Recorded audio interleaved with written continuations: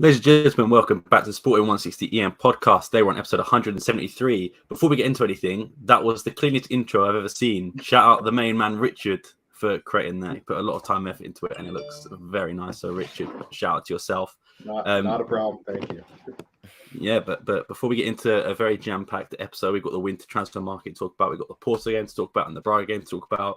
Before we get into anything, let me introduce you to my co-host first. As mentioned before, my man, Richard. How are you doing today, man? I am good. I'm good. It's freezing cold in Canada. It's about to be negative 30, so don't come to Canada anytime soon.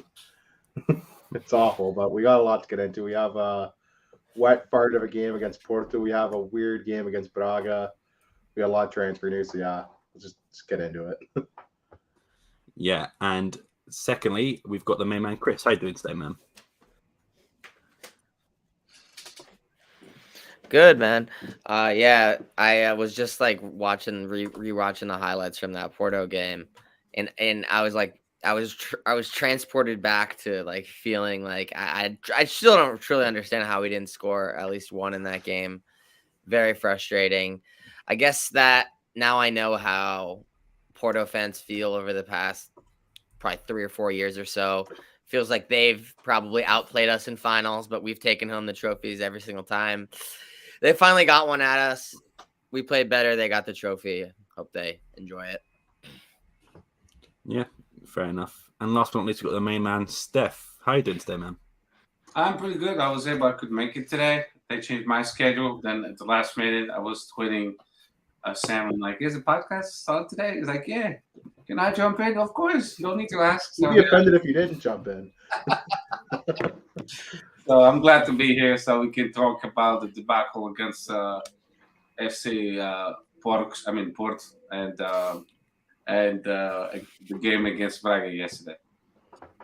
Yeah, without a doubt. And also shout out to the main man, Danny, who's not here today, unfortunately, but will be back soon. You can follow him there as well. You can also follow me here as well, and make sure to subscribe to the YouTube page. We are so close to 1,000 subscribers, so if you haven't subscribed already, subscribe now so we can get to 1,000.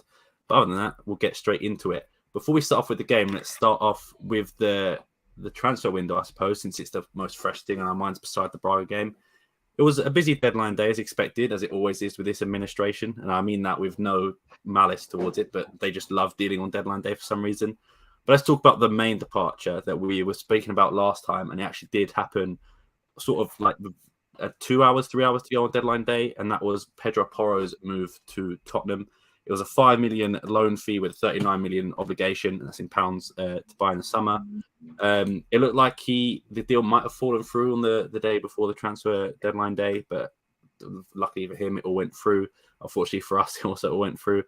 But yeah, Steph, I'll start with you. What are your thoughts on the move overall, and how much are we going to miss Pedro Porro?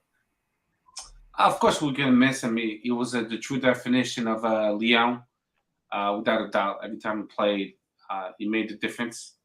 But we can't forget that our Portuguese clubs and Sporting is not an exception.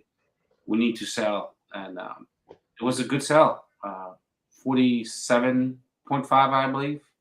5 million for the loan until the end of the summer, and then the remaining will be paid off in different installments. So I think it was a good piece of business. I should just mention as well, sorry to interrupt, that it was also 15% of Marcus Edwards' sell-on fee that was received in the deal as well.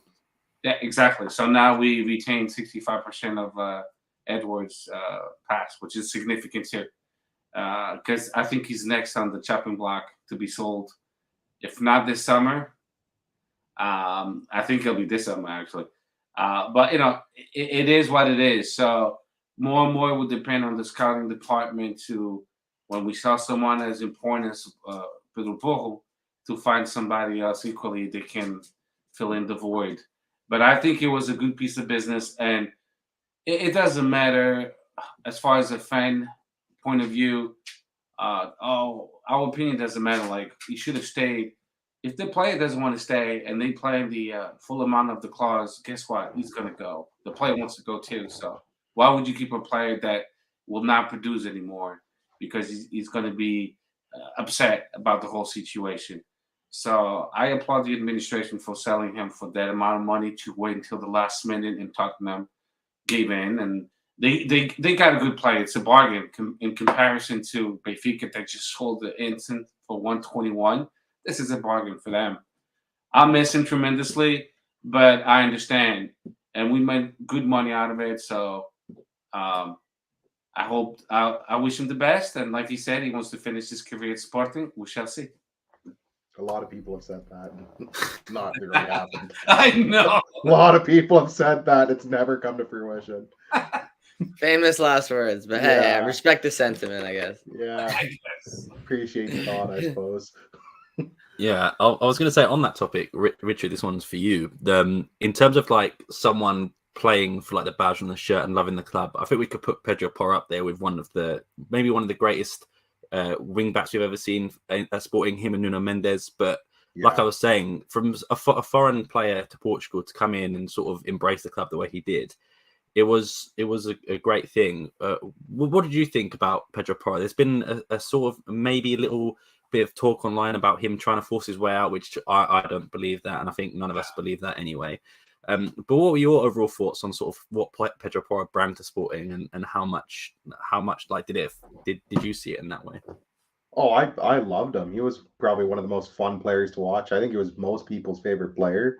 And like you said, it's for a guy to come in, not from Portugal, not Portuguese, to come in and embrace the club like he did, and to show that like he loved the team, loved the city and the community. I think that was a big plus. It just added on to just how good he was on the pitch.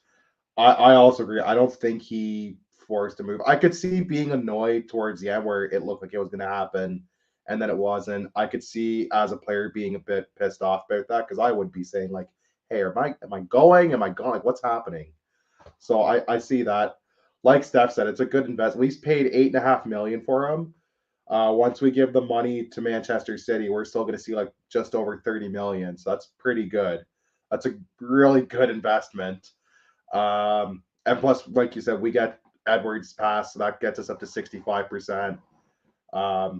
I think we'll sell him for the same money, if not more. So that's just more money that down the line is going to trickle into the club. But yeah, for Pedro Porro, I'm going to miss him. He's been one of our best players this season and consistently one of the best players on the club for the last 2.5 years. So it's a tough hole to fill. Let's see what Gaio and Esteves and Bellerin can bring, I suppose. Yeah, most definitely. Chris, I'll give the last Pedro Porro question to you. What should Tottenham fans expect from Pedro Porro in the Premier League? Do you think he's going to be sort of the same form that he was in, and do you think he's going to change Tottenham? You muted, bro. Oh, definitely think that he's probably going to be able to step right in and play right away. He's fit. He's in form.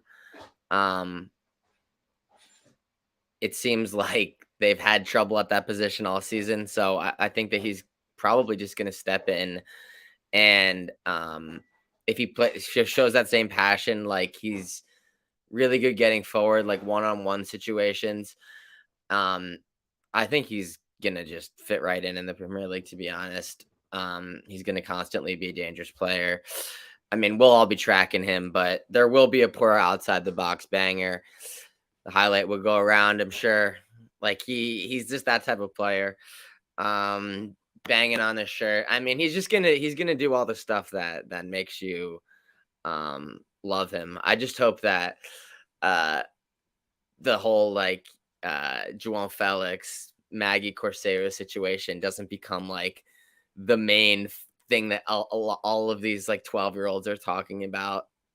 Like just taking what is like a hint of truth and then just expanding it to be things that it probably isn't. But at the same time, it will be interesting to see how that situation develops now that they're both in London, etc. It is kind of funny, but yeah, I mean, I expect him to continue to succeed. And also, one of the scouts who used to work for Sporting, doesn't anymore, said that Porro is eventually going to play at Real Madrid regardless. So he's going to go to Tottenham. He's going to play a season or two. He's going to keep getting better, and then he's going to make the move to Real Madrid.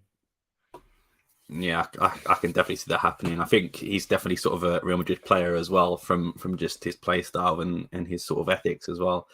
Last question actually comes in from Danny in the chat, and I'll give it to the floor. But Steph, I'll start with you. Do you think this is the best Varandas deal?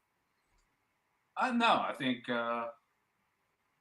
who sold Bruno Fernandes? It was Varandas. Varandas. It was Varandas. Yeah. So We got what, 70 mil out of that, I think, once it was all said and done. 55 plus incentives. Yeah. 55 plus 25, like 15 of which is achievable, and the other 10 was pretty unlikely. I think Porro was ranked number 3. Yeah, that's fair. Who would you put number 2? Who was number 2? I saw the rank not too We long. have Mateus Nunes is Mateus up Nunes. there, and Nuno Mendes would be up there too. And Nuno Mendes as well. It's one of the best deals. Yeah, I mean, why would I say that? Because they actually had to pay the full clause, so that's a good piece of business.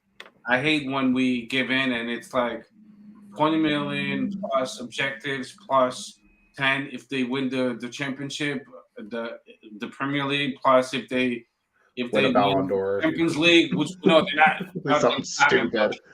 You know, this was a really good piece of business, and I think maybe they're finally learning that be patient, and if they really want our players of quality like Porro, they will pay the full amount. I mean, I hate to say it this way, but the best club in Portugal making deals, it's SLB, Benfica. It is Benfica. They don't cave. Yeah. They don't cave in. They wait until the last minute, and I think we're finally learning, even with the new center back we just bought. I know everyone is saying it's super expensive, but his cost is 80 million. So, and it looks like he has great potential, a lot of room for improvement. So it leads me to believe that we might make a good amount of money with him too. Don't get me wrong; he's going to be for sale anytime soon. He's going to stay with us for a couple of years, and if he does well, he's gone. Before 90 games, hopefully. Yeah, well, exactly, yeah. Game 89, he's sold. Gone. That's one to your question, Bruno Fernandes, and but this was a good piece of business because they paid the full clause, and that I was impressed with that. Yeah, Rich, you agree with that? I agree with it. Like, they got the release clause. It was the first time they really didn't fully cave to a negotiating team, which was nice to see. The fact that they managed to get the release clause plus Edward, the 15% of Edwards' pass, that's gonna be very key down the line when they sell them, not if, because it's 15% more. We now own 65, so, and I think we're gonna sell them for the same money, if not more. So we're gonna be seeing a good chunk of that change, a bigger chunk of that change coming to us instead of going back to Tottenham. So I think it's a good. I think you can look at it any way you want. It's a good deal all around. It's tough to look at a lot of bad in this deal. Yeah, Chris, what about you? What do you think is the top sell for Varandas? I think it's this one.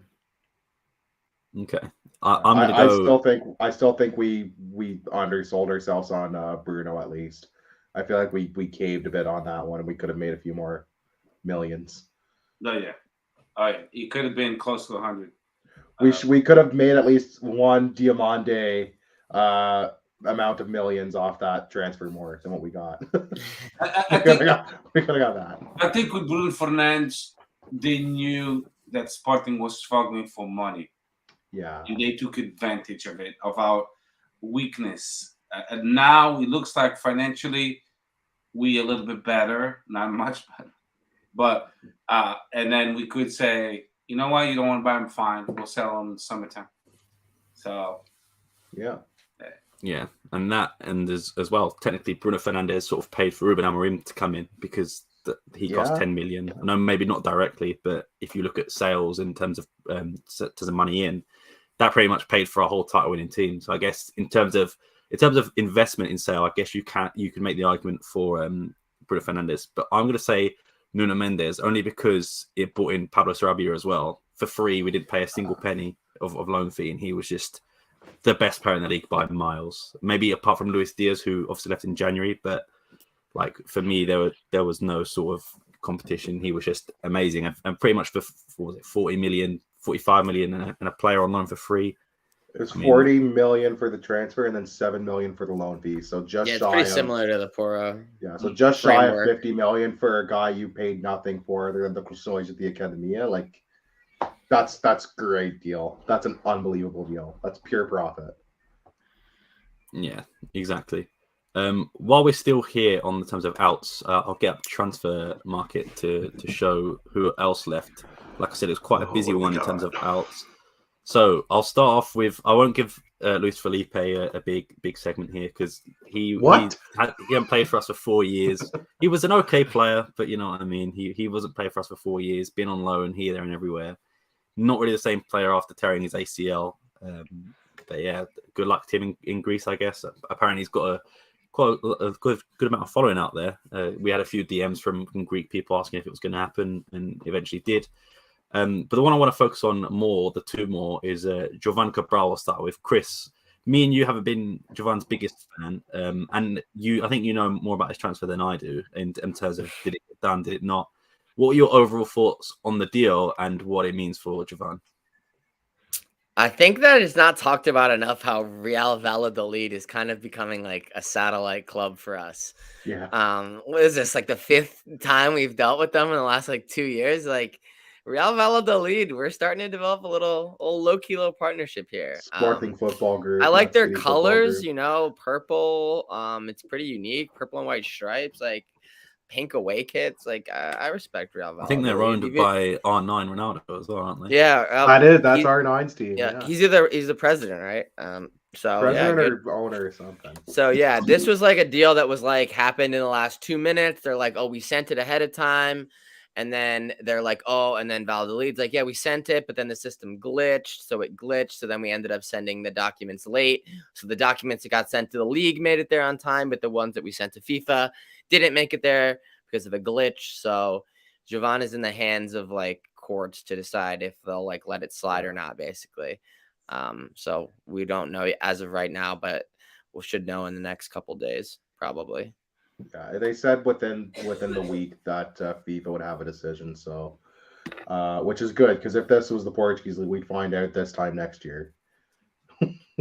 Take forever to find out. Well, Porto only settled Pepe's debt from 2007. 2 I days thought ago. that blew my mind. Almost 10, 15-year debt they just settled now. Like what the hell? Maritimo must not have been in a rush for that money. I tell you that. If they waited, they didn't need that. Yeah, they're fine. I guess whoever the accountant was, I hope they're fired. We missed that payment. That's a significant amount of money. In terms of actual like playing time for Jovan and going to the newly promoted Valladolid, of course, like Chris mentioned, Gonzalo Plata's there. Fidal was there until last night, until he rescinded his contract. But Rich, in terms of just playing time for Jovan, do you think this is what he needs, or would you rather have him available here? No, he's gonna get more playing time there, I would think. Like we're loaded on wingers right now. Like we've been loaded on wingers for the last 2 years, so it's tough to see him breaking into the team. Even when we've been bad, like we still had better options than him. Yeah, go. Like it's fine. I have no strong feelings for Jovan other than every game he would dribble into one guy and piss me off. I'd say that. See, that's why you're not playing. Yeah, I hope he gets playing time. We've seen flashes of Jovan. That's the thing. Like we saw the Taça League a couple years ago against Porto. He just decided I'm going to come on and I'm going to run the damn show. I will never forget Bubble Jovan. We should have sold him in the bubble. We should have capitalized on Bubble Jovan when we had the chance. We rejected like 2 offers of like 15 million, I think 17 million. That's disappointing. That's really disappointing. You're breaking my heart. Yeah, he had the first little bit of when the 2020 season kind of came back. He was going bullet. He was just going nuts. He was scoring like Bruno Fernandes style, just free kick goals. I'm like, what the hell did Jovan come from? I wish him nothing but luck. Like he was part of the title winning team. He won trophies here. Seemed to genuinely like the club. I can't say anything really overly negative about him as a person. So best of luck to him. Yeah, it was really injuries that sort of hampered that sort of bubble Jovan we talk about. And even like you said, the start of the league title winning season, he was still scoring quite a lot of goals. Then injuries couldn't have just injuries are unlucky, unfortunately, for some players. But Steph, I'll leave the last one to you, which is Jose Marsa. And as you know, Sporting fans are very rational on Twitter and social media. Not very happy with this one. Not very happy with this one because apparently a lot of people have made the argument, which I understand, that he could have came in for like an Ignacio or Mateus Reis or Coates that get injured and be that option off the bench. Whereas at the moment it's Mateus Reis who's sort of that fourth centre back at the moment to come in. We've still got Luis Neto coming back from injury. Still don't know if he's going to play this season or not, but he seems to be getting fitter. What are your thoughts on Jose Marsa's loan? And also, do you think maybe they should have loaned him to a higher club in like an actual first division? Or what do you think, Steph? Oh, no. I mean, it's all fine and dandy, but were any of the La Liga clubs interested in him? If Sporting Dijon was the only one, guess what? That's the only club that would take him. But Marsa, I was actually paying attention to him closely when he played for the B team and the few times he was given a chance to play for the A team. And I saw his first. I saw when he started against Gil Vicente. I was at that game this season. Oh, you were there. Yeah. And he played great, man. He was flawless. He played the center back. He played at the center of the D. He replaced Coates. He was a great game.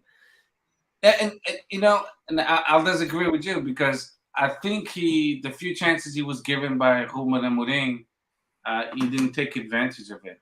He basically made some big mistakes. On one of the occasions, I think we actually suffered a goal because of him. Now, does he have room for improvement? Of course he does. He has a great potential. But I think that's why he was loaned to get more minutes, to get more experience, and to become better, because he's not ready for a top-notch team like Sporting yet.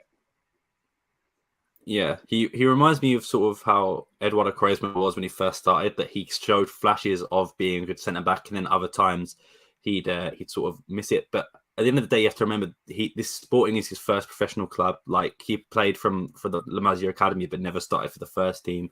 He's been playing B team and under 23 games, so maybe he's taken a bit longer to adapt to that first team style of football, which I think this loan is going to serve him well if he does get game time. Can't say I'm too familiar with Sporting Guillon's setup, but hopefully he goes there and shocked he didn't go to Almeria, which is more up our sleeve of second division Spanish teams to have a connection. I hate to say it, there's certain players they're not built for top-notch teams like Sporting, Porto, Benfica. They're good for Braga, for Guimarães. They're good for that next tier. Yeah, I don't know why they just can't handle the pressure, and I think Marsa will. I mean, maybe I'm speaking too soon. We shall see, but it might be. We love to be proven wrong. Look at Paulo Oliveira. Paulo Oliveira came to Sporting. He couldn't really produce, and then he's at Braga now. Yeah. He had a pit stop somewhere in, I think, Valencia or somewhere in Spain. Now he's in Braga. Eibar, I think it was. Do you remember Paulinho Cascavel? Do you guys? I don't know if you're old enough for that. No. I think that's just before my time. Yeah, Paulinho Cascavel was great at Guimarães. He was a Sporting player. Scored all the time. He came to Sporting, he couldn't handle it. It happens. Yeah. Well, enough about the departures as well. We got one more, which was Renato Vega, I believe, from the B team, getting loaned out to Augsburg. Chris, was there an option to buy on that one? I know it was a conflicting report. I think that was a rescind with 50% of a future. Or no, it wasn't. It was. There is option to buy. It's like 7 million, I think. Who are you talking about? Renato Vega. Oh yeah. The B team. Yeah, I think it's 7 million. Augsburg. 7.5 maybe. I think he's got great potential. I hope he comes back. He plays for the under-19 national team, so clearly there's something in him. Like, they don't just select anybody for that team. No, it's tough to get that team. Yeah. The thing is, we have so many midfielders. Except for the years where Tobias Figueiredo kept getting a call up there. That was baffling, but that's about it. Yeah, we've got so many young midfielders. There's Suga, we've got Matheus Fernandes. Obviously, you got him. Morita still there. Sotiris, who knows what's going to happen with him. He was rumored to go back to I can never say the team's name. Panathinaikos. There we go. And because that was the only team he could go to because he already played for them and Sporting. Yeah. So he couldn't have been, due to FIFA rules, sold to another team or loaned to another team. So it looks like he's going to get B team minutes. But yeah, anyway, I digress. Enough with the departures. Let's get into the arrivals. Let's start off with one we've already mentioned already, which is Ousmane Diamonde, who was brought in from Midtjylland, if I'm correct.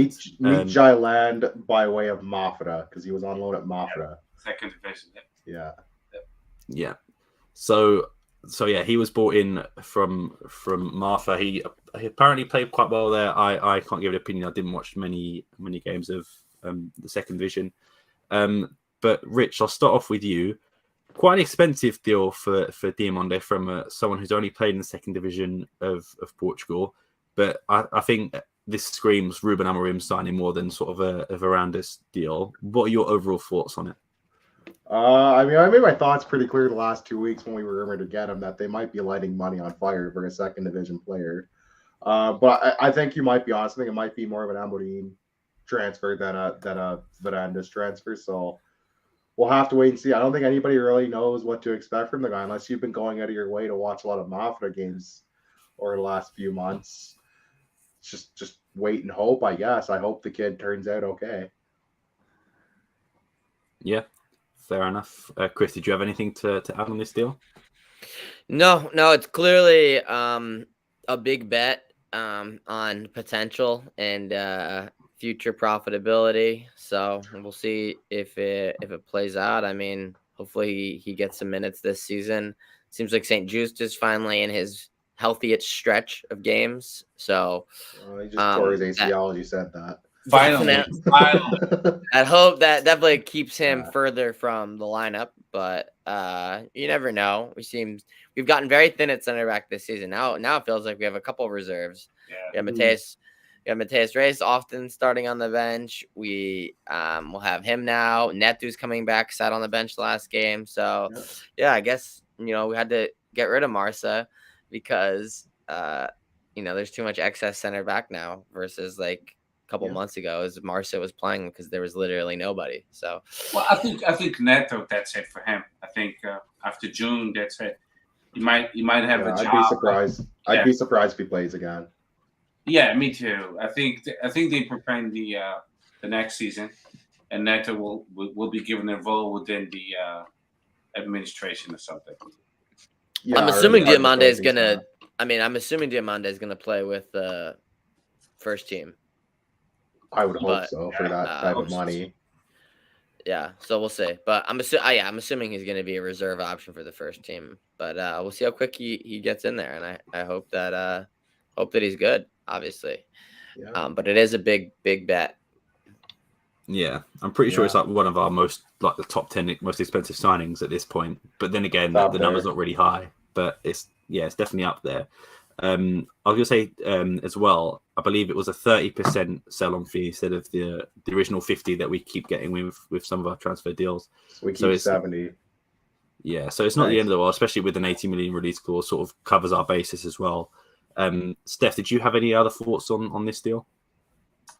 I don't think it was expensive at all. I think people kind of forget that it's the 21st century. Unless you're blind and you don't see the market the way it's going, we didn't pay 12.5. We only paid 7.5. It's potentially 12.5. But if you keep it into perspective, he's only 19. And a couple of years from now, so 90 games, it's equivalent to 3 seasons, more or less, or 2.5 seasons. If he plays every game, because each season there's the Liga NOS has 34 games.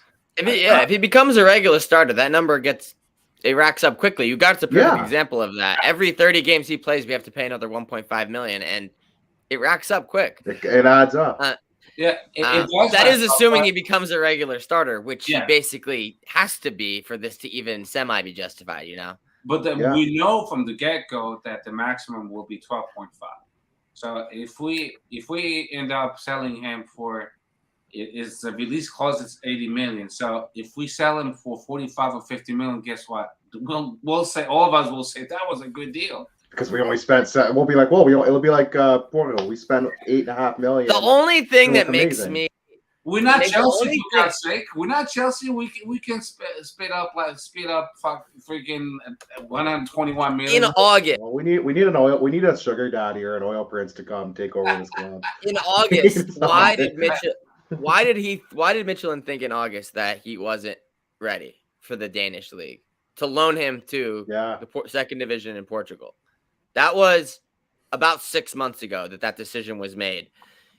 Michelin is a decent enough team. The Danish league is a significantly lower level than the Portuguese first division. It's probably, the Portuguese league is the sixth best, right? The Danish league is probably like 14, somewhere about there, 12. I I'm can not look it up exactly for you sure. right now. So I'm just curious if the center back that's 19 has all this potential. You would think that there'd be a spot maybe for him at Michelin, but Maybe that's the only thing that. It's the only But thing that's that the is thing. curious Maybe to they me. want to go back. I mean, And that's a country. The winter season is way different than the Portuguese. sure, I league. guess they wanted to get him more regular minutes over the winter window when they're dormant. But it's like if they valued him at 10 million and they're like, "This is our great prospect," I'm just surprised he wasn't in their plans. That's all. I mean, from what he said, he's like he loves the Portuguese leagues because we like to control the ball and play with the ball.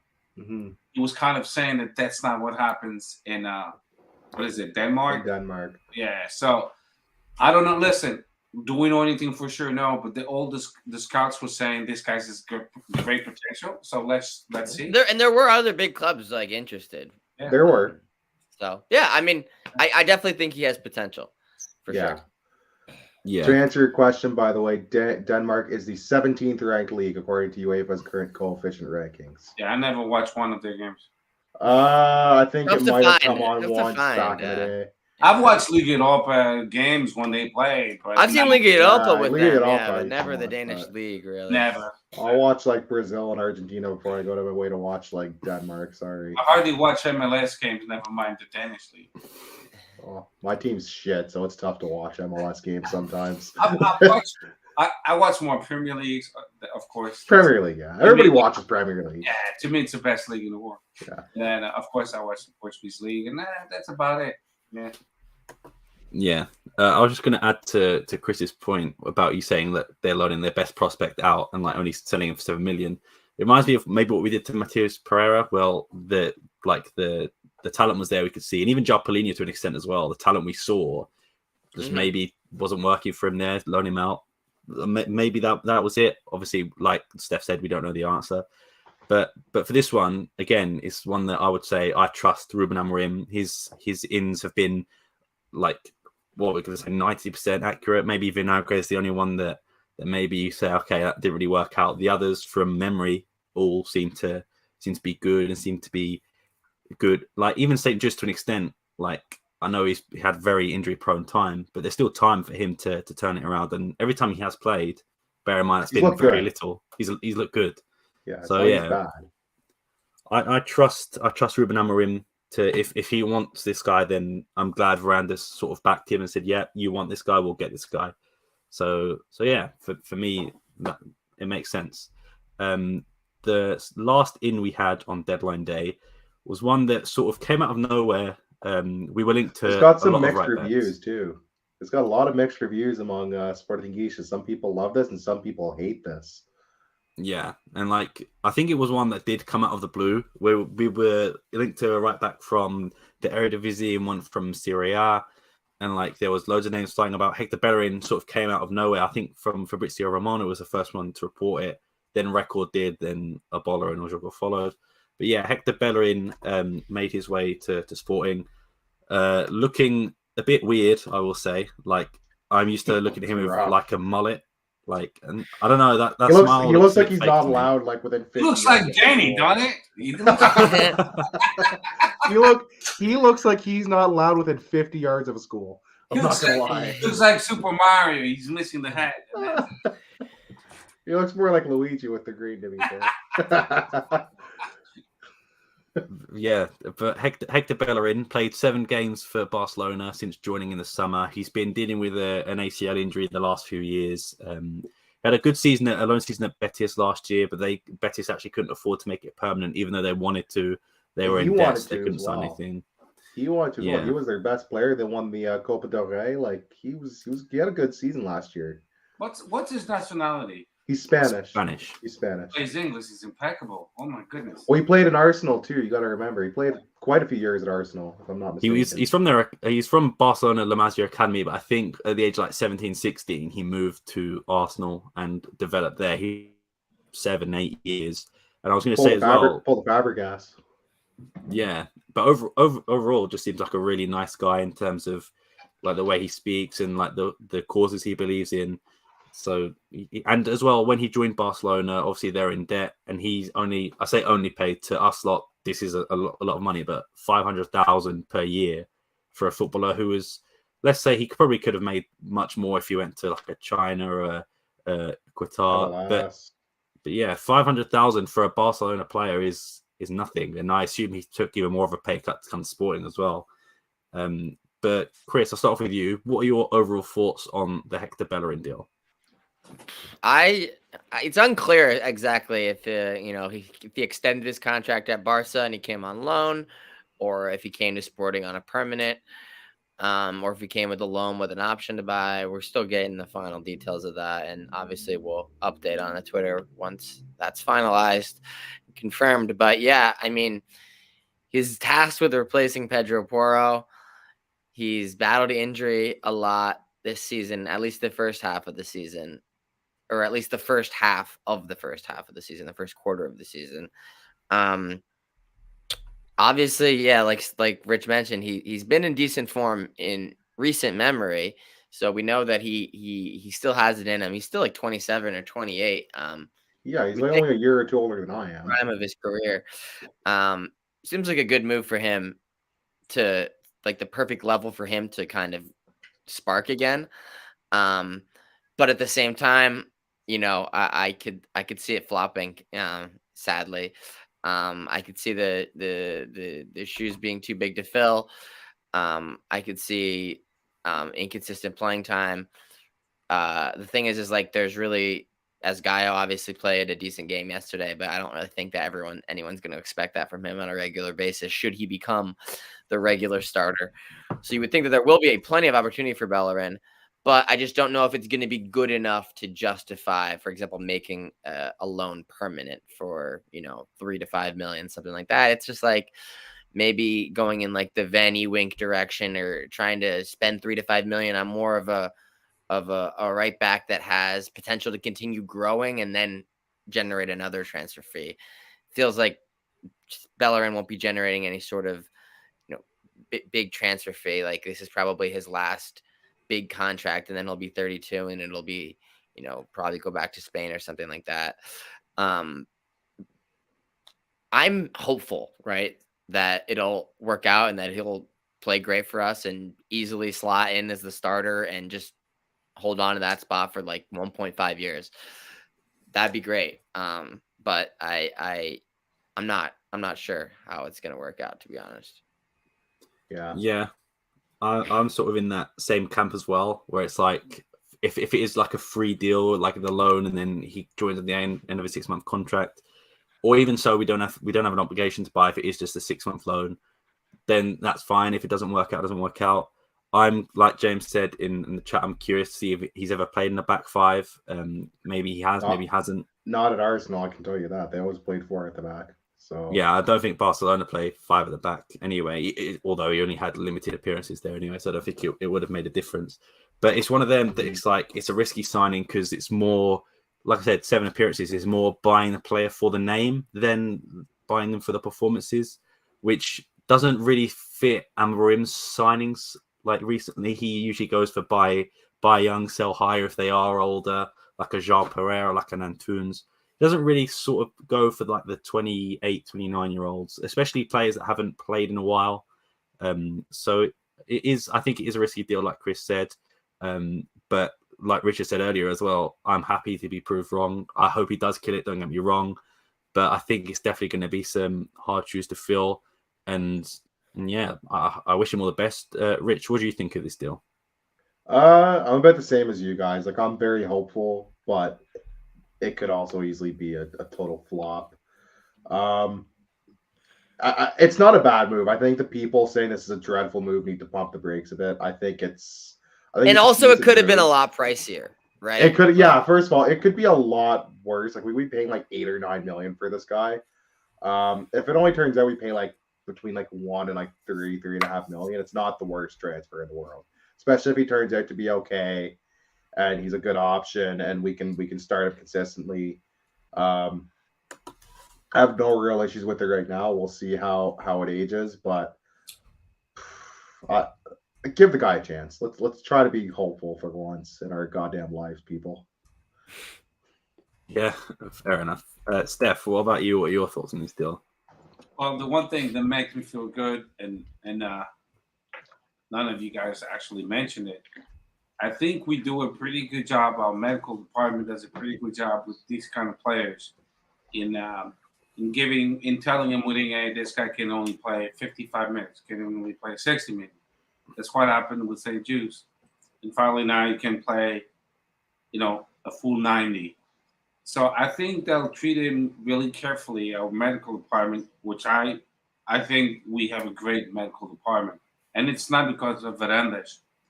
It could be, of course, but so that's what I like about Sporting. So I think they're not going to overwhelm his knee, his ACL, knowing that he has had struggle with that injury, and I think he'll be fine actually. But we'll just have to be patient as fans, and sometimes we're not, and that's the problem with Portuguese. We tend to want results today, and we're not patient. So I'll trust the system, and I'll trust the medical department, and that they're going to treat him properly so he can excel when he needs to excel. I don't think he's going to start anytime soon, but he'll be able to replace this guy in minute 65 or 60, and then he'll produce a consistent 25 minutes, and they'll increase that time little by little once they see he's picking up the rhythm and the tactics of Ruben Amorim. Yeah, fair enough. And when you say patient, I assume you mean, like, I'm just going to put it out there, Sporting fans on social media are the least patient people I've ever seen. And I put myself in that as well. There's no room for level-headed takes on the internet. It's all got to be hot takes all the time. It's today. But yeah, the new generation is today. I need it today. Yeah, and I guess we'll move on from the transfers. That's pretty much it. Everything that went down. There's been rumours that's going to happen this summer, but we'll wait for the summer for those to happen. Let's start off with the game that is most fresh in our minds, and that was the one yesterday. I don't think anyone had this on their betting cards, and if they did, you're probably in the money and probably not even listening to this. It was a 5-0 absolute domination of Braga, and the team has followed. Like the 5-1 last time, I think, wasn't it? By the way.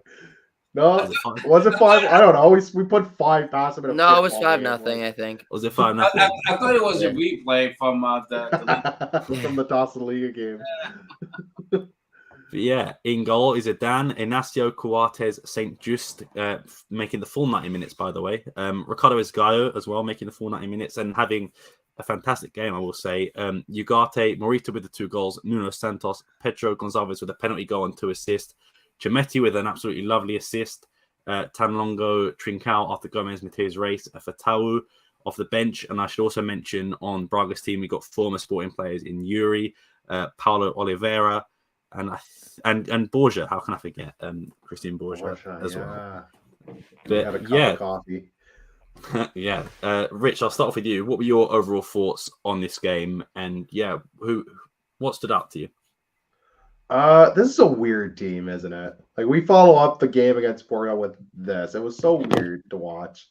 I forgot Paulinho was suspended, so when I saw Chimetti starting, I was a little baffled, and I realized, oh yeah, Paulinho's suspended.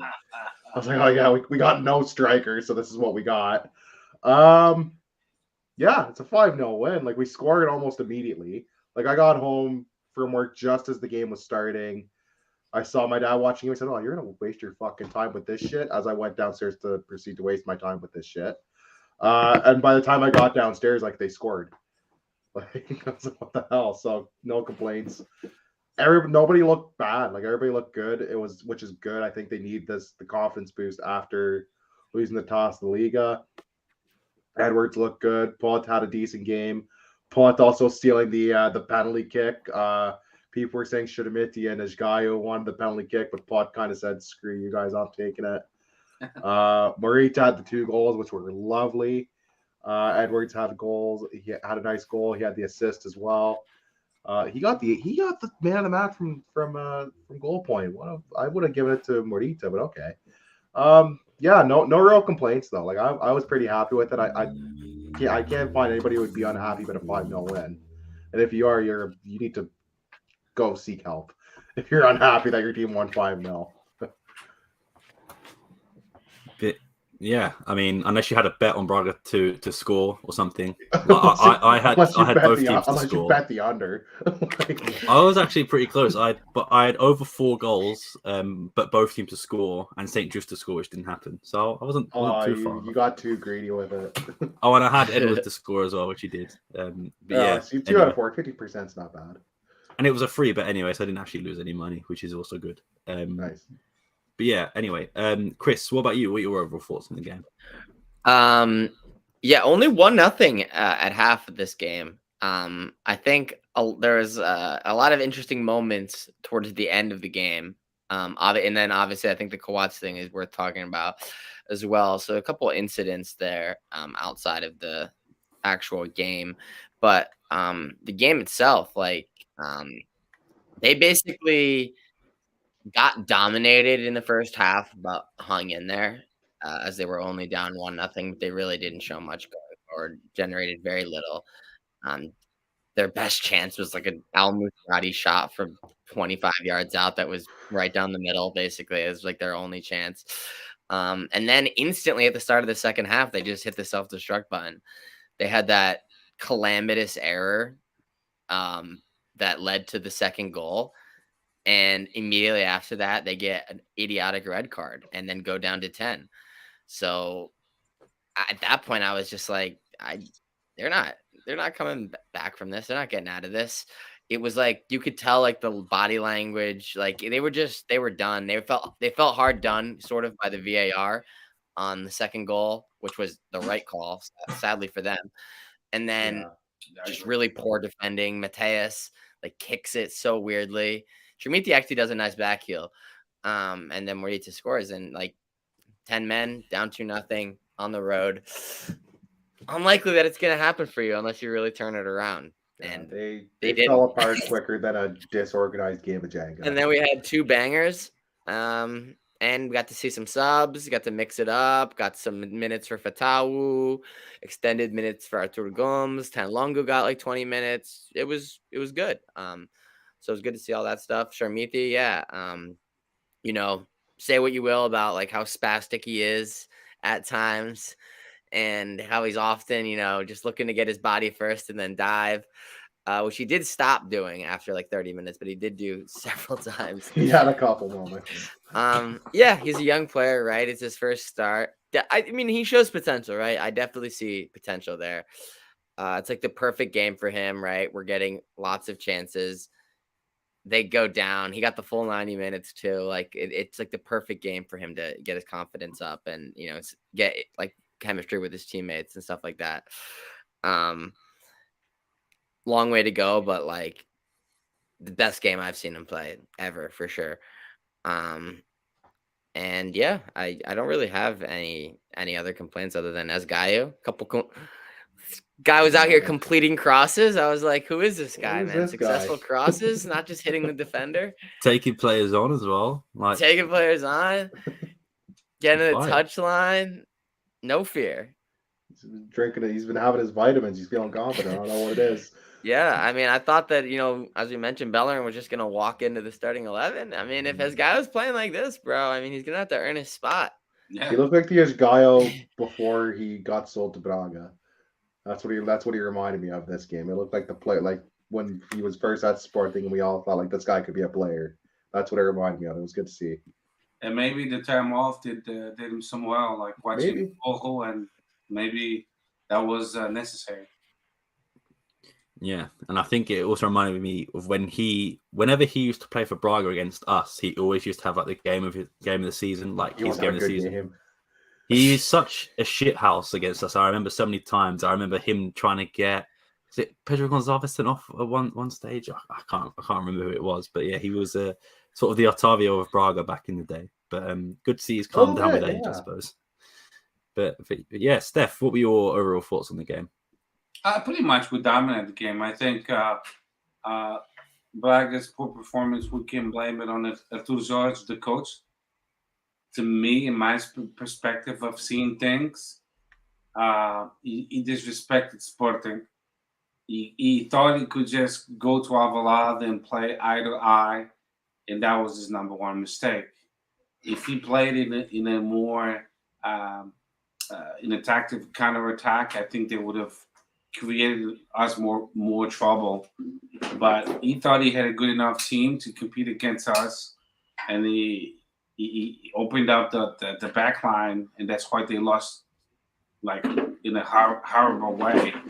I was expecting, to tell the truth, Braga to play like in a more containment kind of tactic and in a counterattack, but they decided, hey, win second place. We're fighting for the league title. We can take it.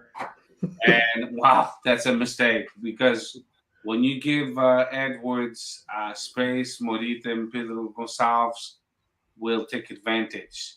And this loss is totally 100% on the coast of Braga.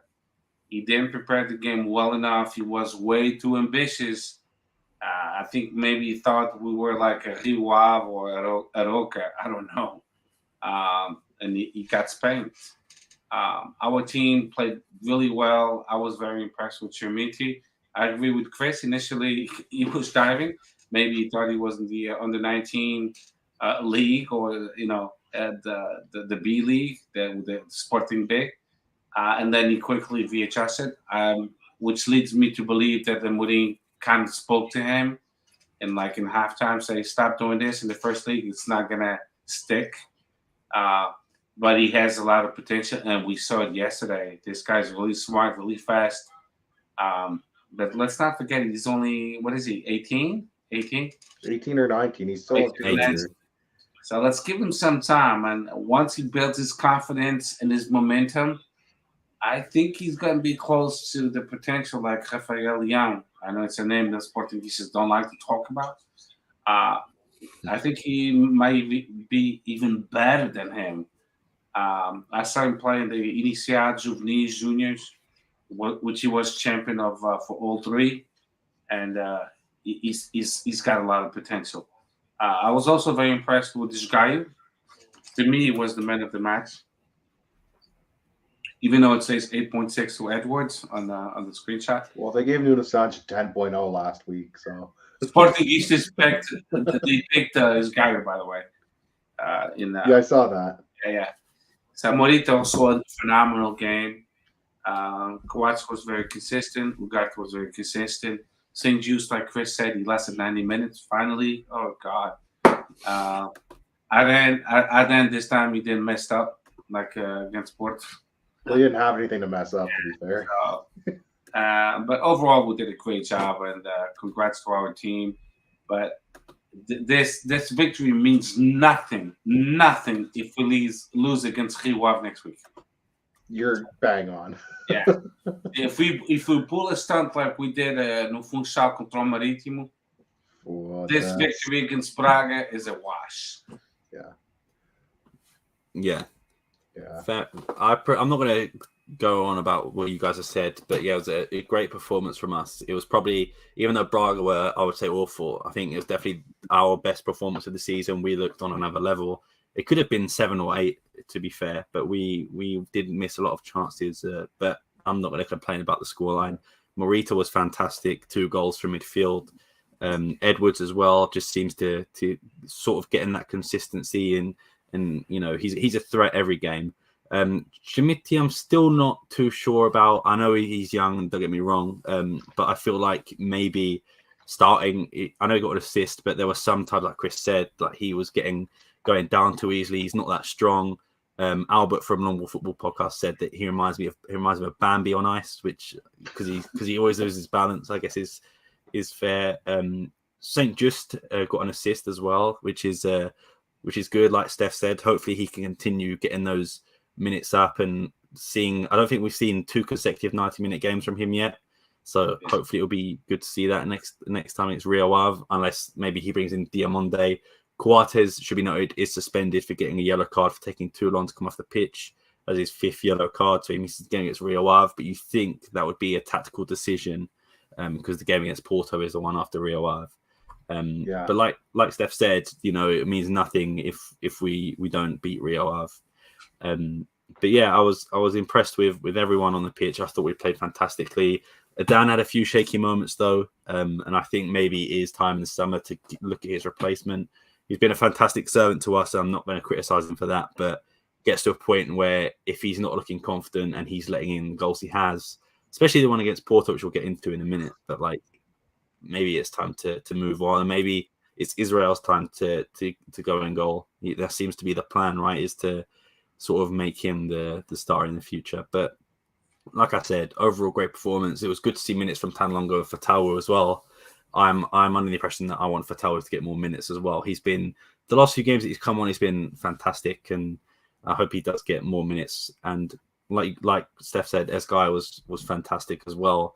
And I will give a shout out to the Sporting fans in the stadium. We're cheering him during the 11 announcement, and he seems to have confidence, and the Sporting fans are giving him confidence as well.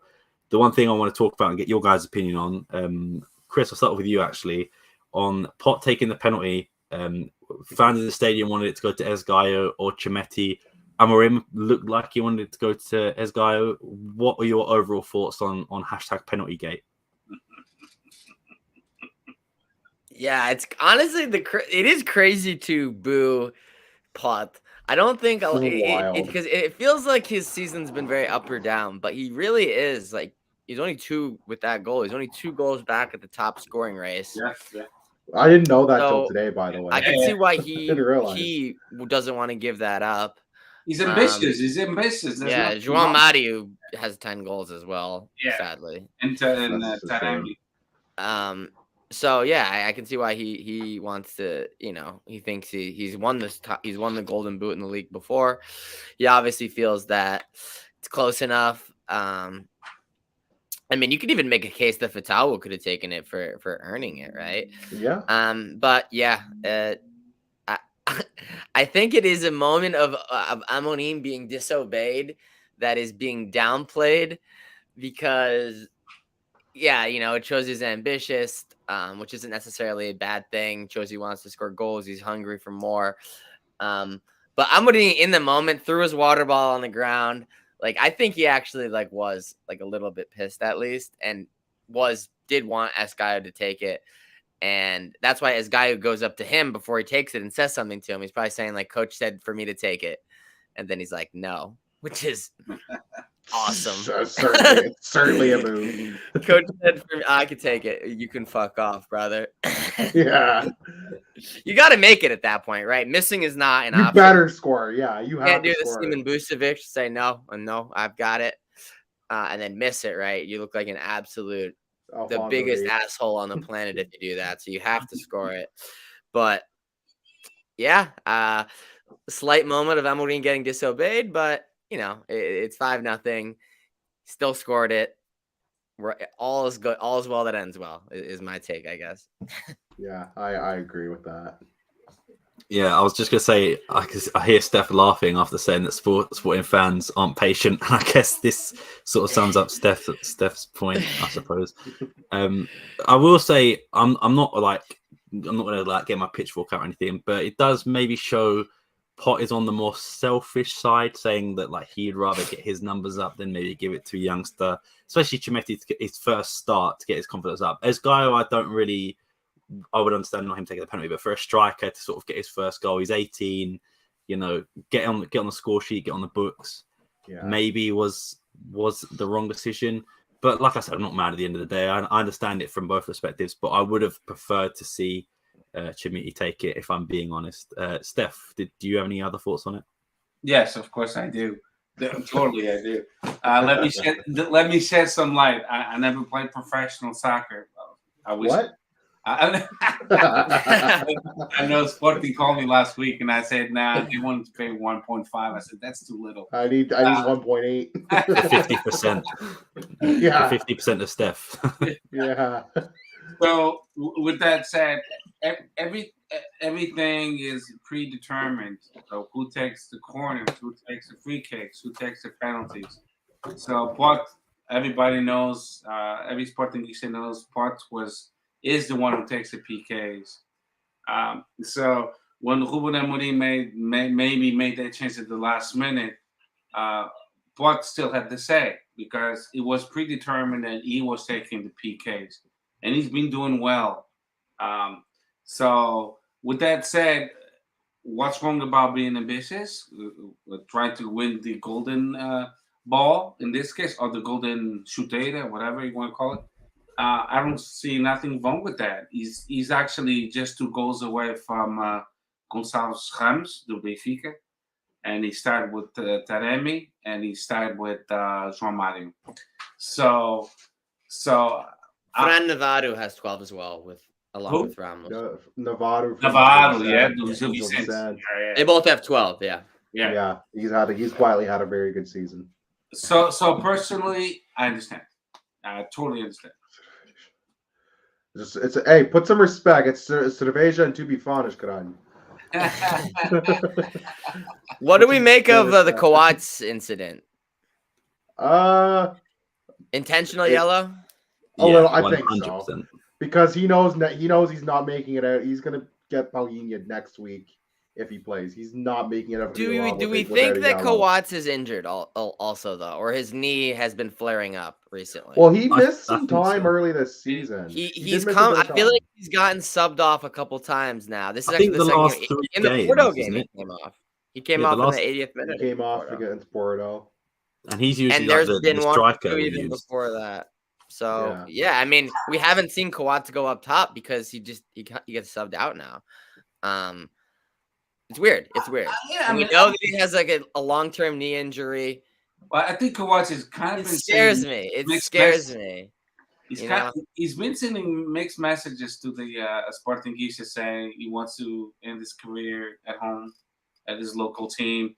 So he's kind of preparing everybody. He might want to leave sooner than later, and that's why we make. His body might be wrapping it up on him more quicker than he wants it to. Yeah, it's more of he's not retiring; he's being forced into retirement kind of situation. So, and if he wants to go back to his hometown team, I respect it. I respect that too. Yeah, I mean he's giving us so much. Yeah. I mean, me personally, I think we should have a statue of him. Not outside the stadium, but at least close to the stadium. He's been a great player, great loyal servant. We should give him the treatment we give to douchebags who don't give a shit about the team, like Paul Futre and Figo and stuff. Paul Futre, dude, delivering the Domino's pizza ball. Yeah. How many players do you think will stay as long as Coates did? Not too many. You don't see it too much. He was here pre-COVID, pretty Varandas. He could have easily. He was here when Jorge Jesus was still to go. Pre-Alcochete. He could have easily walked. He had rumors from like AC Milan and Atletico Madrid, and he stayed. Yeah, so he did. He stayed loyal. Yes. And not a lot of guys did stay loyal, and some you could justify them not staying loyal, and others you could tell they were just snaking the club. So credit to him. Yeah. He's won everything with the club.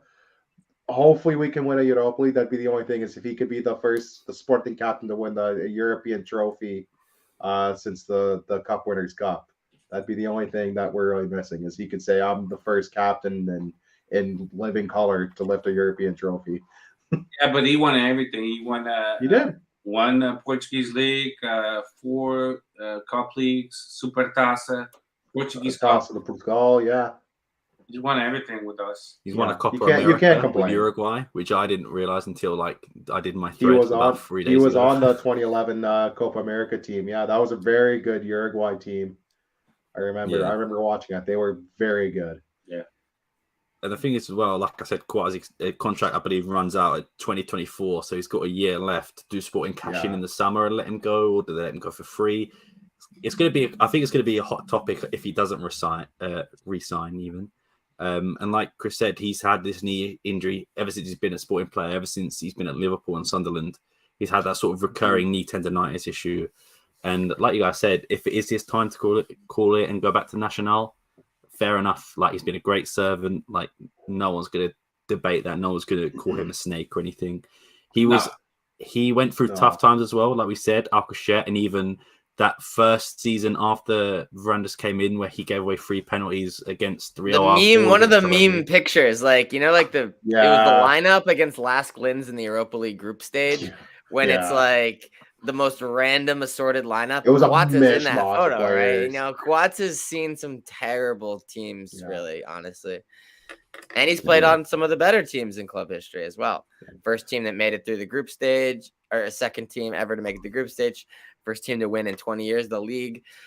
4 League Cups. It's pretty unprecedented as well. You could do a pretty, like, do you know them games where it's like, who am I? Who have I played with? You could do a really good one for Coates. You could be like Steven Gerrard, Luis Suarez, and then like Bruno Fernandes, Miguel like Luis. Rafinha, Miguel Luis, yeah. Just a random name. Yeah, that's a good point. But yeah, if whenever he leaves, like, that's a guy I think you make an effort to try to do right by, whether it's transfer, he leaves on a free, you make a point to really do right by the player and try to treat him well, because you can't ask for much more than the guy. He's given everything. We don't win the title without him. How many last minute Coates goals and headers did we get that title winning season? So yeah, the only thing is that, like Steph said, I think he should be honoured in a way, but I just don't know how they're going to do it, because I don't think they'll build a statue. Like, we can't really name like a training facility after him, or like academy guy. Exactly, and like the stuff. I agree. Like, Paulo Futre is treated as a Sporting legend, even though he snaked us. Figo is a little bit different, because I understand, like, he come from the academy and he was very good and made us a lot of money. And then he snakes anyways. even players like, people say like Ronaldo, he could have come back in the summer, like, if he wanted to, and he didn't end up going. Went to Qatar, and he's got the training facilities named after him. Like, Coates has shown a lot more loyalty than those 3 combined, really. Maybe unfair to put Figo in there, but definitely the first 2, or the last 2 I mentioned anyway. But I mean, it's like Figo's never around either, No, Figo's never around. Figo signed with 2 Italian teams at the same time behind Spartan's back, got banned from Italian football, and then they said Barcelona just swooped in. Like, people just conveniently forget that happened, by the way. Just want to point that out. He got banned from playing in Serie A because he signed with Juventus and Parma at the time. And Sporting had like very little to no knowledge of that happening. The best you can do for Coates is leave him an open door and let him know, listen, you go back to Uruguay and play your last seasons for your local team, go ahead. But no, if you ever want to come back, we'll have a job for you. Yeah. Do you know, I think in the stadium they have, I don't know if they have it anymore, but they have like the names of players who have played there. So like Bruno Fernandes had like a shirt raised, or like a banner raised, and so did Ronaldo and all these players. Maybe that's what you put in Coates. You put Coates' name up there with them. You'll get something. Well, they have the gates are named after certain players, like the Porto, right? Like they have the one for Cinco Violinos. They have one for, I think they have one for like the number 7s, like Figo and stuff. Maybe you do one like that for Coates. They have for Futre, which I would gladly remove Futre and put Coates. You and me both. Yeah.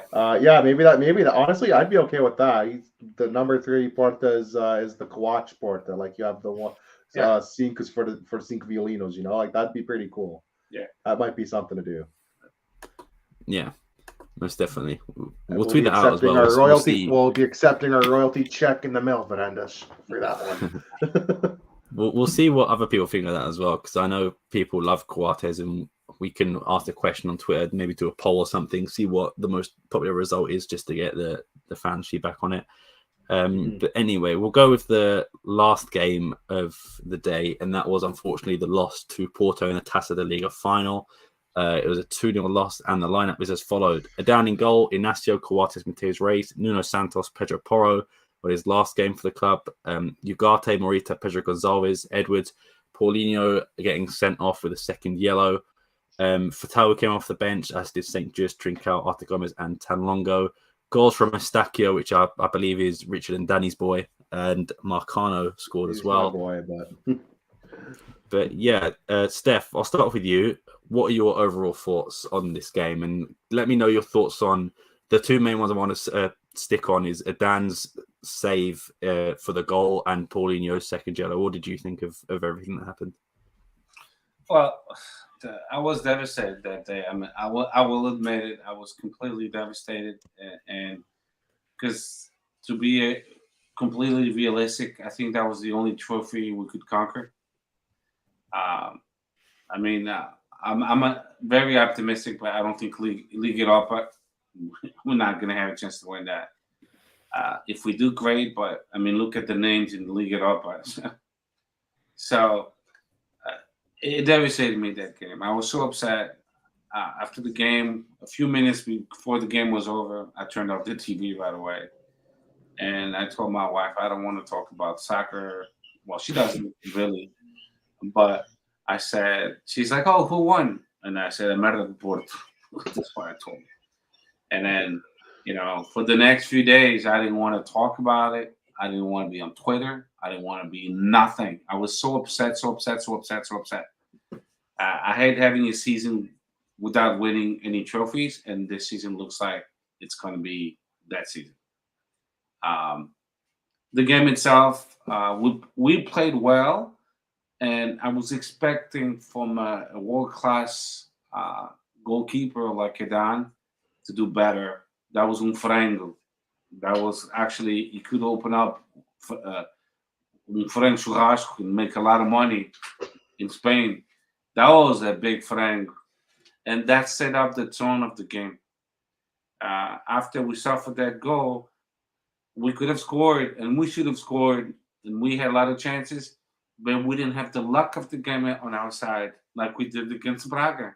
Yesterday, we could kick anything from 25 yards, 5 yards, 10 yards, and the ball would go in. Against Football Club Porto, which I hate that club with all my heart, and there's so many reasons why. It's a very corrupt club. They have the most corrupt president in the whole country. They won so many championships via corruption. I'll never respect them. But they were better as far as clinical.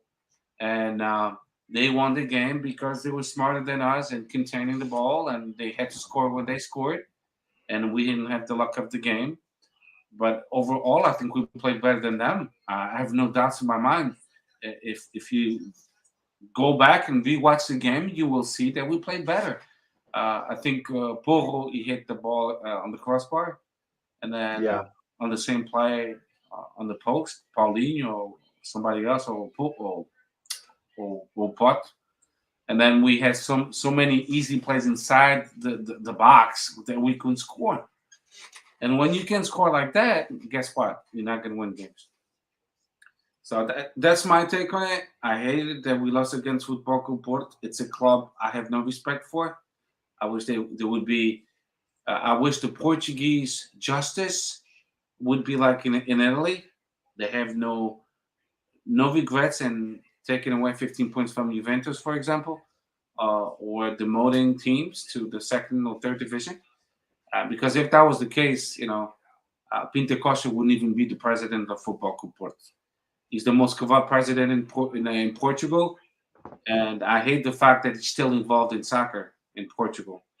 I don't get Portugal. I'll never retire to Portugal because it's a country that doesn't appeal to me at all. Corruption is number one, and it goes unpunished. If you use corruption to win games and championships, it doesn't matter. You will. The money talks and bullshit walks. And I'm sad for Portugal, actually. Very sad. Yeah. That's all I have to say before I go on, and then I won't shut the fuck up. I think you put it perfectly. Don't worry. I couldn't have said it better. Yeah. I'll go next quickly, and then I'll pass it on. Alluding to Dan, like I said it earlier, I think it's time to call it with him. Like, it's been time there for are a while. Too many big games. Like when he makes mistakes against like team clubs. I know every game's important, but like if he does it against like a club that like in a cup final and a Champions League, it was pretty much a knockout game. If we'd lost, we would have been so far back, and that's what happened in these important games. He seems to choke, and maybe the pressure gets to him, or maybe I don't know what it is. But I think we need to be looking at either signing another keeper, or maybe do what Amorim did with Renan. I think it was Amorim, might have been Silas, where he dropped Renan and put Max in goal. Maybe we need to drop Adan and put Israel or Diogo Calai or even Andre Paulo in goal. So just something else to get someone ready for that number one spot, because Adan clearly doesn't have it anymore. And the thing is, as well, I see on social media a lot of the time, because I tweeted Adan should move on, and I got tweets back saying, "Oh, but Paulinho does this, Paulinho does that." Okay, Paulinho is not the best. I get it. But And if you want to move on from Paulinho, we're talking about Adan. This isn't. I agree with Sam. Adan costed the cup. Yeah. He set the tone for the whole game. Yeah. It was Adan. There's no other way to say it. The thing is, in real time too, you almost don't notice it at first. You think, oh, he probably gets a piece. It's when you see the replay, you realize how bad it was and how he should have had that. And that was not even a strong kick, Yeah. for God's sake. It was from outside the box. Any decent goalkeeper, even me out of shape, I would have gotten the goddamn ball.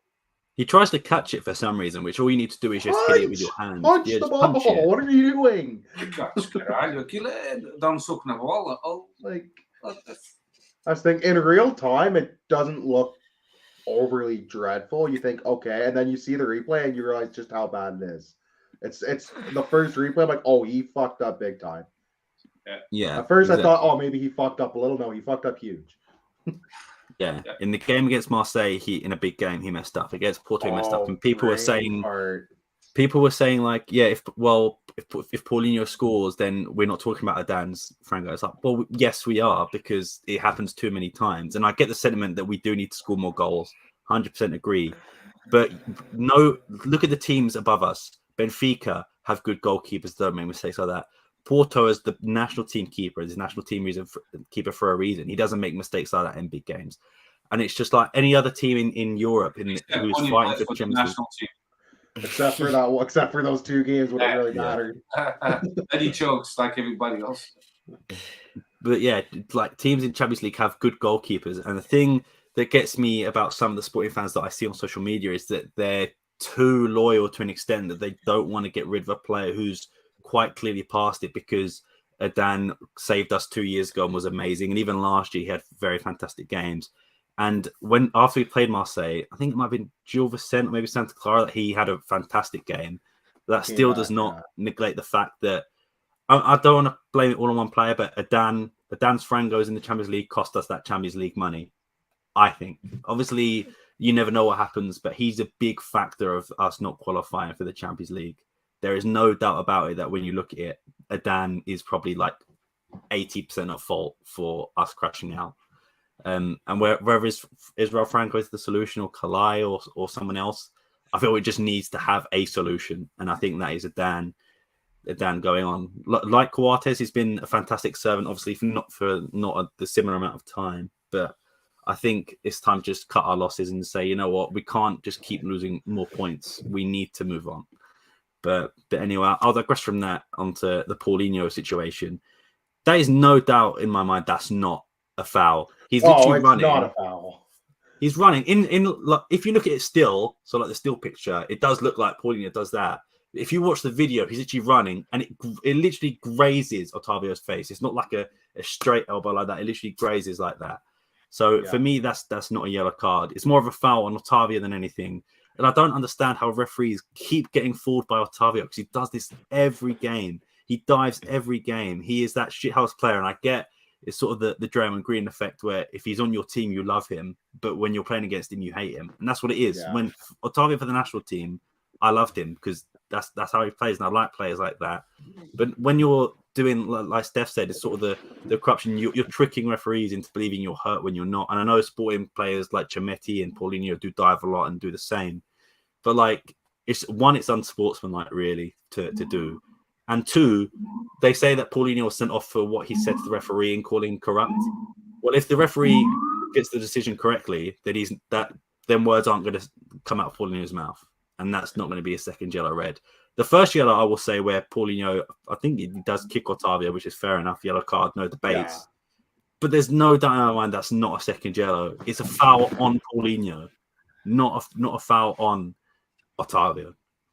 But yeah, anyway, other than that, I mean, it is what it is. We lost. But the second goal was just unfortunate. We went a man down, and from there it was pretty much over. We probably still could have had it if Paulinho doesn't get sent off or someone comes in quickly for. Well, I mean, Pinheiro, it was horrible. It was horrible.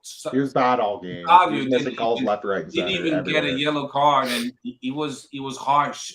Some players were questionable.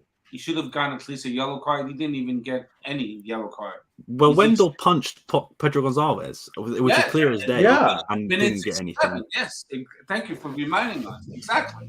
That's a straight red card. But for some reason, the referees, and then, here we go again. We talk about Fruta and the Pinturado, and people don't like to talk about that, especially Portistas. But when you see this, it makes you think, is it back again? And also, we're talking about contact to the face. Like, it still happened, by the way. Like, it's still very much public knowledge. We can't just stuff our heads in the sand. It happened. It's very public knowledge that this happened. This isn't some conspiracy theory. That we know this happened. There's just one more point I want to make. Now it's impossible not to see, all the questionable plays, the red cards and stuff like that. You could VAR, you can review it. You can review red cards, and you could call the referee on the pitch and say, "Hey, yo, you fucked up. Take a look at this. Yeah, take a look at this. You fucked up. Take it back." So they all in cahoots, and let's see who plays more. Quem tá pagando mais? O Sporting ou Porto? Porto ou Sporting? That's why you're never going to see full transparency from any officials in Portugal, by the way. You'll never see. We can clamor for we want to hear the VAR. Well, Porto and Benfica rejected the notion of hearing the audios. Yeah. Why do you think? You're never going to get transparency. Yeah. And if you really had nothing to hide, you would say, let everyone hear. Exactly. The videos, the audio will come into place when they have to. They have to. They don't have a choice. FIFA mandates it. It's not going to be a choice they make. It's going to be a choice if and when it happens. That's going to very much be made for them. I don't like our referees because they're too arrogant. You can even debate with them a certain play. It's their way or the highway. That's the way it is with Portuguese referees. If you see something, out of the norm, they think it's out of the norm. Not even involving curses, you're getting a red card. You couldn't question them at all. They take it too personal. Yeah, exactly. There's just two more points I want to make, and that is one. So going back to the Paulinho one, which was the elbow to the face. Who remembers last year when Pepe literally uppercutted Coates? And it is clear as day.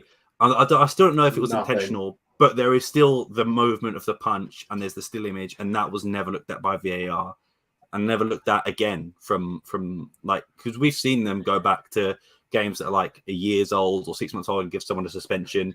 Like they gave Nuno Santos a suspension for swearing at Everton Suarez, I believe, in the Taça Liga final. So they can obviously go back and give suspensions. But the other thing I want to say before I move on is the last 3 games up to this point all had referee influence is the reason something happened. Ugarte got a pick and roll set by the referee against Benfica. An amazing screen, by the way. Like, Draymond would be proud of that. The second one was Vizela, where the ball was touched by the referee, and the referee should have given a drop ball, and he let the play go on to Vizela. Vizela scored. Luckily, we were in that game, so that was not talked about. And then obviously this one, which is the Paulinho sending off. That's 3 games in a row that referee has nearly cost us points, with the exception of Vizela, because we won anyway. Something needs to change, because that is... And if that happens in the Premier League or Spanish League or Italian League, that ref's not repping again. He's repping League 2 like the next week. The ref, he's not refereeing again, but that goes viral on social media, on everything. Match of the day on BBC. I don't know if you guys know what that is, but that would be Gary Lineker's losing his mind on Match of the Day with what's the guy who used to play for New Alan Shearer. They're both calling the ref an idiot.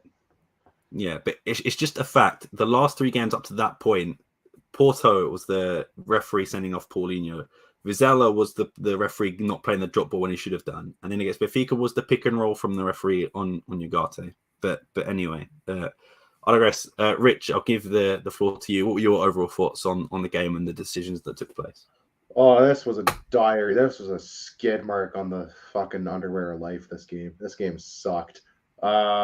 we had chances, and then people wanted. You made a really good point, Don. People wanted to defend the Don. Like, here's the thing: you can talk about if we score. If we're not playing from behind to begin with, it does change the dynamic of the game.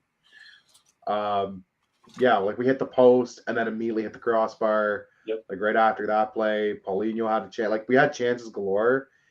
We deserved a goal at the end. We deserved to go in halftime tied at the very least.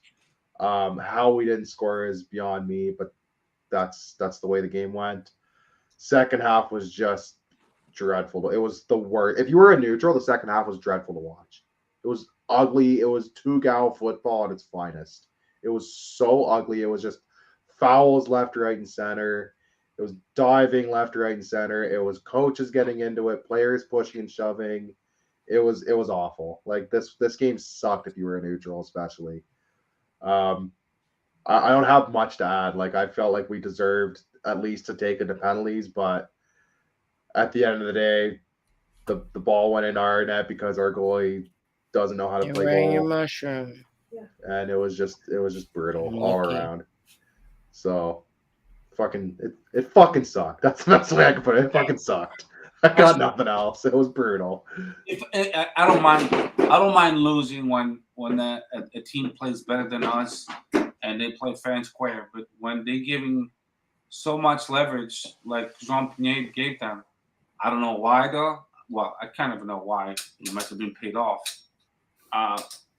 It hurts me because if there's one team in Portugal that could move to another country, it's Football Club Porto. I have no sympathy for them.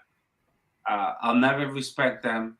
I'll respect the club, the institution, but not this president. He's the most corrupt president in the entire history of football ever. Luis Vieira was catching up to him, but he got cut off. He got cut off at the knees. Yeah. They were like, "Hang on. There's only room for one motherfucker. It can't be you mustache prick." Yeah, fair enough. Chris, what about you? What were your overall thoughts on the game?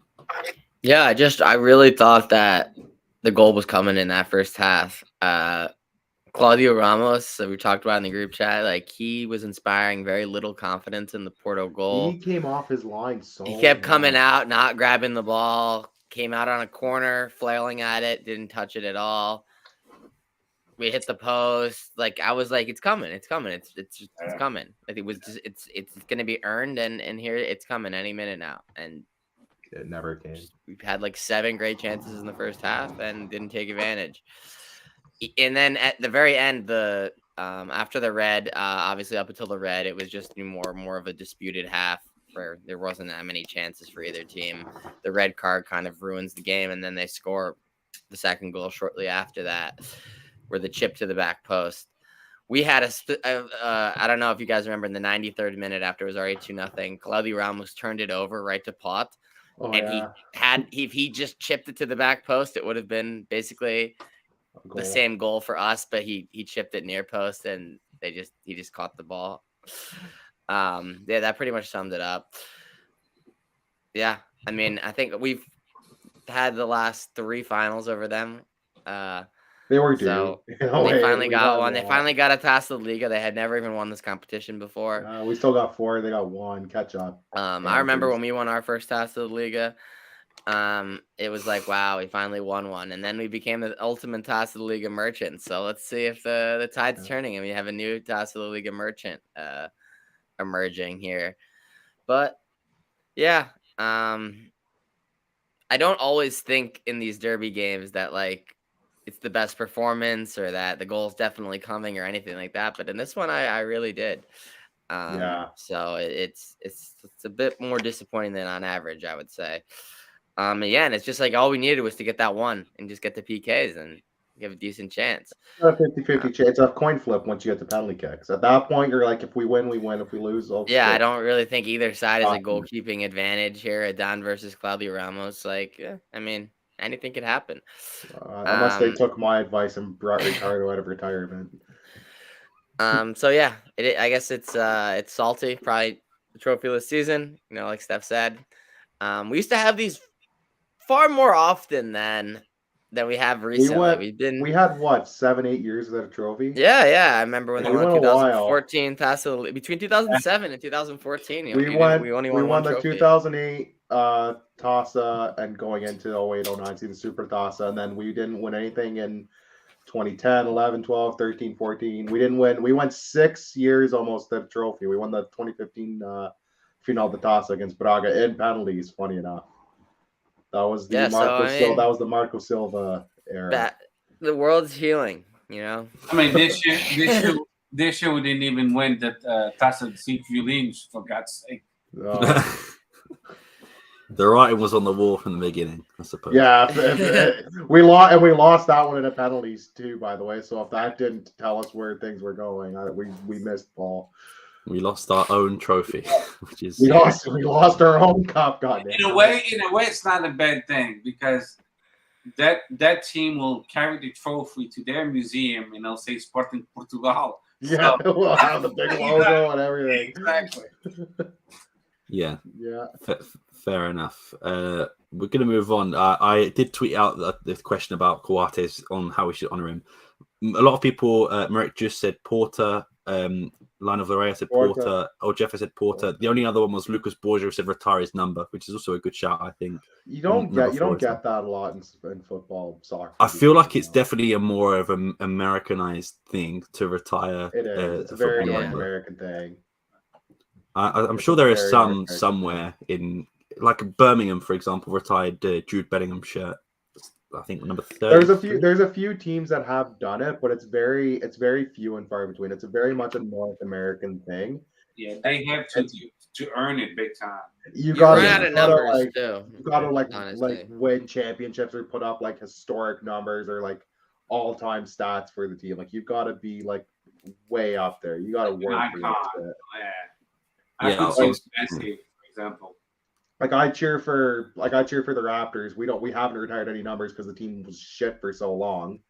I cheer for the Boston Bruins. You know, the only guys who have got their numbers retired is like guys like Bobby Orr and stuff who are like all-time players in their sport, let alone for the team. So like you gotta work to earn that stuff. You know. Yeah, definitely. When you think about Portugal, you know, everything is so slow as far as evolution. Like the voting system, it's still on paper physically. Yeah. I mean, it's the 21st century, for God's sake. I'm paying Qatars. I should be able to vote from the USA. The argument they use, it can be easily hacked into. You do everything, all your shopping, your credit card, your debit card, buying online. It doesn't stick anymore. You're asking me to pay my fucking. You're asking Steph to pay his contas online anyways. Yeah. So you're not. So it's clearly not. You're worried about being because if you got hacked, he's the naming anyways. of the stadium. I don't give a shit if it's called Stade Javalado or Prudential, as long as Prudential plays 20 million. Who gives a we're shit? getting paid. Who cares? Make That's money. revenue. But in Portugal, if you mention that to sócios, they'll be going crazy. Mas qual é o teu problema? Vamos mudar o nome. It's nuts. You could even discuss it with them. It's not they like to be stuck in the 60s. If Barcelona can plaster Spotify all over the Camp Nou and call it Spotify Camp Nou, we can very easly figure out a way for the Stade Javalado. I would take the Burger King Stadium. I would love. The Liga, where the Stade Burger King. As long as they pay. If they say, I agree. No, I agree. Even the Pavilion Jean Rocha, I don't give a shit. Pavilion Jean Rocha will always be Pavilion Jean Rocha. If an institution or corporation says we're going to pay you 20 million and you call it AT&T, they think it will do it first and then we'll do it a couple years after. Exactly. Yeah, well, I think that's the thing is no one really wants to be the first. I feel like it would be a lower team, maybe like a Famalicão to do something like that, because obviously George Mendes links could probably get someone.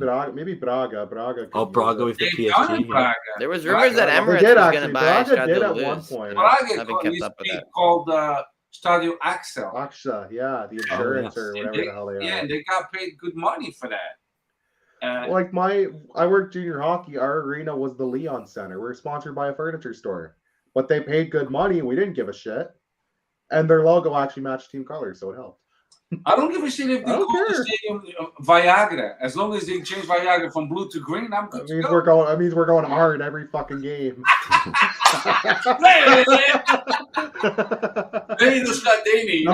No soft performances here.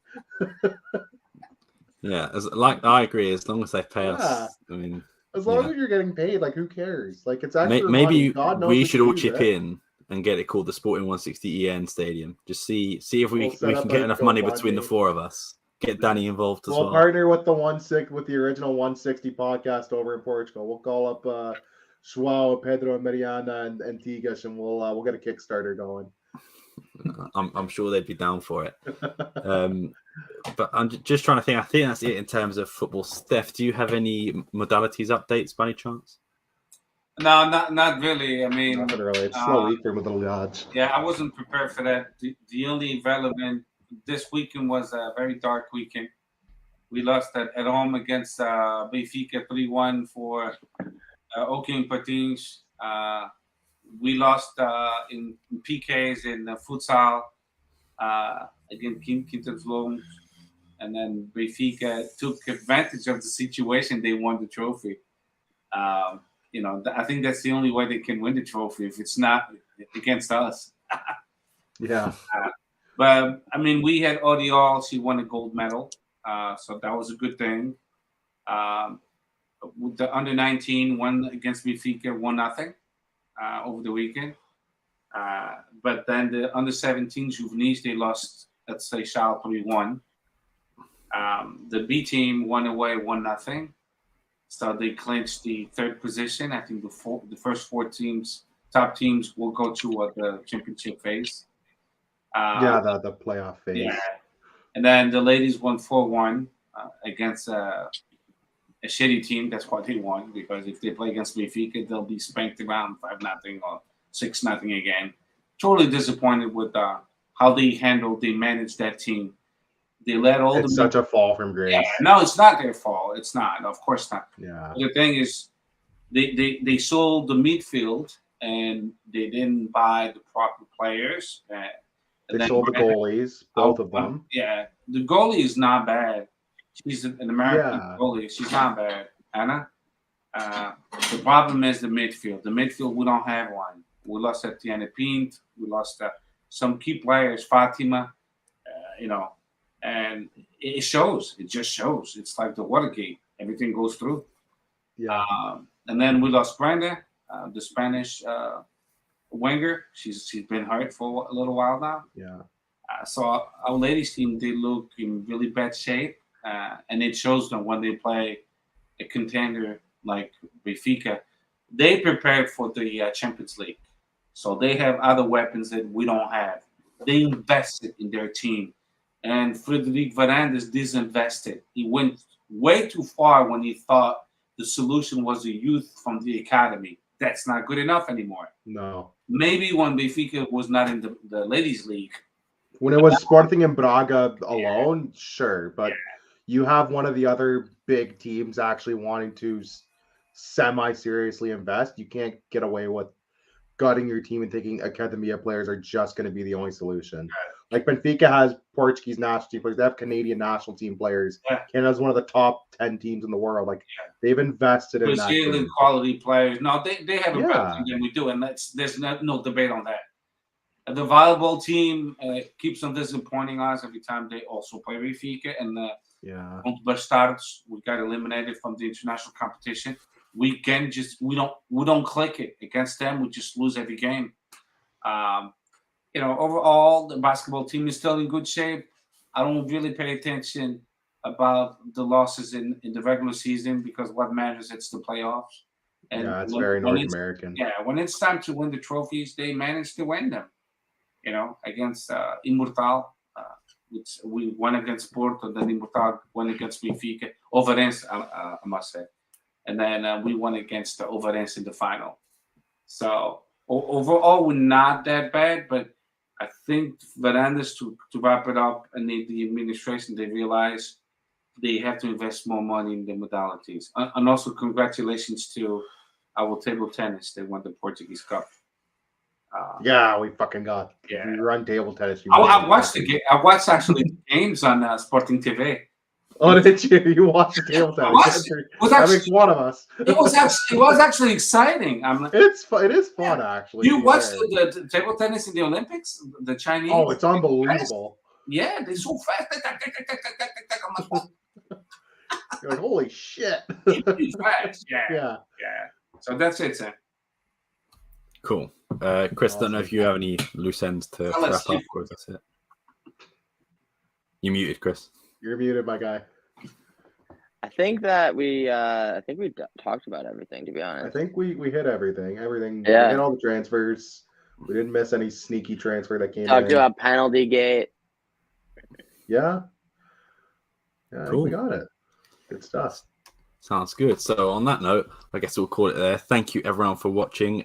Make sure you subscribe to the YouTube channel. Again, we want to get to 1,000 subscribers by the end of the season. Hopefully we can get there. So by May, hopefully we'll be at 1,000 subscribers. So if you can, make sure June. Subscribe. Yeah, maybe June, maybe July or August. we'll just keep pushing the goalpost. We're gonna keep pushing. Be like end of the year, end of next year. But yeah, make sure to follow the guys on here. So follow Chris here. Oh, sharp eventually. There we go. Follow Chris there. Make sure to follow Richard there. Steph is without social media, but shout out to Steph as well. I'll put your name up there anyway. We love Steph anyway. Steph, the patron of the group, or the patron of the group, you can say. Make sure to follow Rich here. And you can also follow myself here as well. And shout out to the main man, Danny, as well. You can follow there as well. But make sure you follow us on TikTok and Twitter as well. SPORTING160EN. TikTok for the most condensed versions of the podcast and our best highlights. Spotify as well. If you don't have time to watch the whole video stream, we're on there as well on all other podcasting platforms. So again, thank you all for watching. I hope you enjoyed. Peace.